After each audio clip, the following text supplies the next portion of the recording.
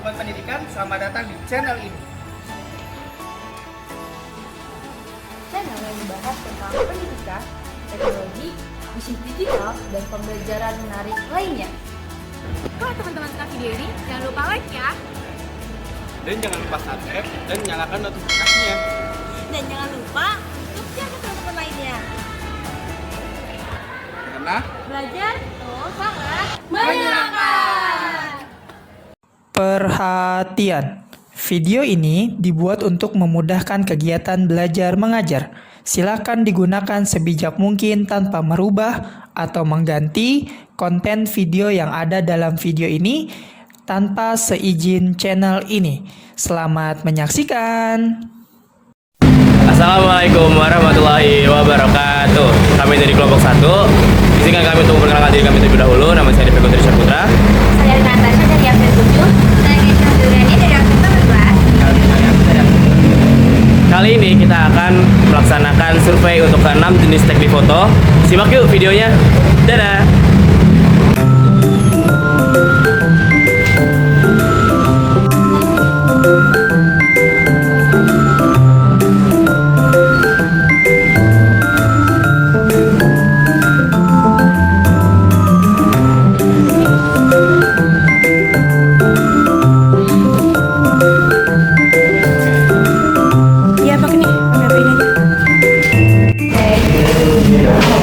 Sekarang kita lagi di tempat foto rumah Jaksel.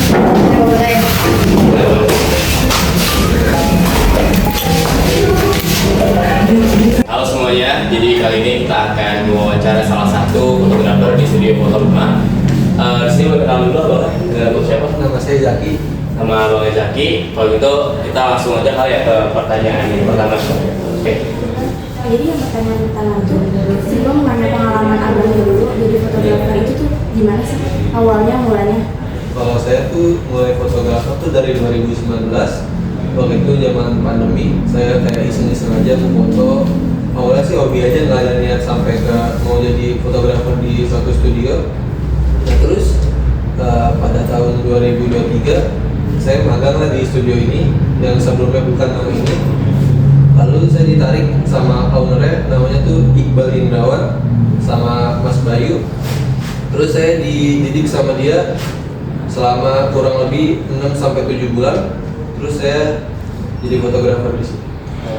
Terus kita ada beberapa teknik foto nih yang kemarin ada di pembelajaran kita. Nah, salah satunya itu kita ada potret fotografi. Nanti kakak bisa ini nggak kasih tips kita cara angle yang pas itu gimana, cara penempatan foto yang bagus di potret fotografi itu gimana? Kalau potret itu kan kayak menangkap gambar orang ya. Nah itu tuh lebih baik pakai kamera dengan lensa ukuran yang besar, misalkan f1 f1.8. Nah jadi biar belakangnya tuh blur dengan teknik pengambilan gambar close up. Iya kayak gitu. Kalau boleh tahu nih di potret fotografi itu misalnya kayak apa sih figuran misalnya kayak ada ISO Kalau ISO itu sih sesuai kebutuhan aja sih, kan setiap tempat berbeda-beda pencahayaannya benar.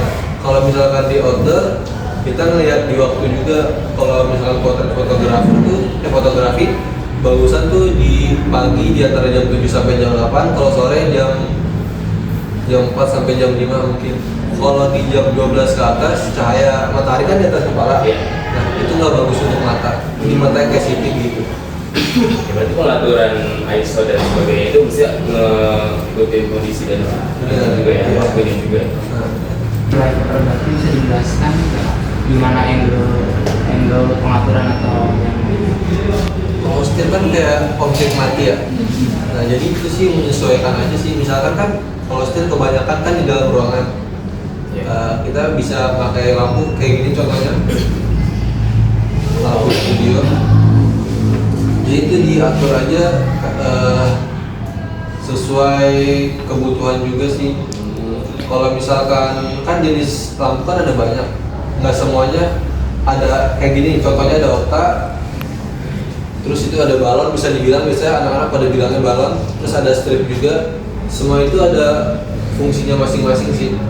biasanya kalau okta gini karena dia bentuknya okta, jadi cahaya yang keluar lebih banyak dan dipakai strip-strip gini biar cahayanya teratur. Oh gitu. Jadi Kalau pengaturan kamera sih nggak ada yang kayak yang harus kayak gini, itu menyesuaikan aja lagi. Karena kita bendanya benda mati, bukan kayak nangkap sport gitu, jadi aman aja sih. karena ini nggak bergerak juga ya. Nggak bergerak juga benar. Pasti yang diambil dari still life ini misalnya dari cahayanya ke shadow-nya ya, misal kayak nggak bergerak bedanya. Iya benar, shadow-nya. Biasanya kalau shadow gitu bisa dibantu di editing juga sih. Karena kan kalau misalkan udah mati kan ada yang minta diganti background atau apa, jadi disesuaikan juga. Sesuaikan di editingnya berarti ya, editingnya ya. Kita ada editingnya juga. Dari fashion kali ya, kita ada tahu banget sih fashion kayak gimana. Kalau fashion kan biasanya kan pakaian ya. Iya. Kalau pakaian itu kan biasanya produk itu atau kayak Itu model gitu ya. model majalah Iya. atau katalog atau seperti kampanye iklan. Biasanya kalau kayak gitu tuh lebih banyaknya sih di studio karena kita membutuhkan lampu yang oke dan cahaya yang oke. Soal di luar kan kita kan nggak bisa buat cahaya sendiri. Iya. Harus dari matahari ya. Bisa sebenarnya dari bantuan juga, tapi nggak sempurna gitu. Kalau di sini kan bisa ngebantu dari warna background juga. Jadi kalau modelnya emang udah pekerjaannya jadi model, pasti dia ngerti sih. Kuliah, jadi gimana?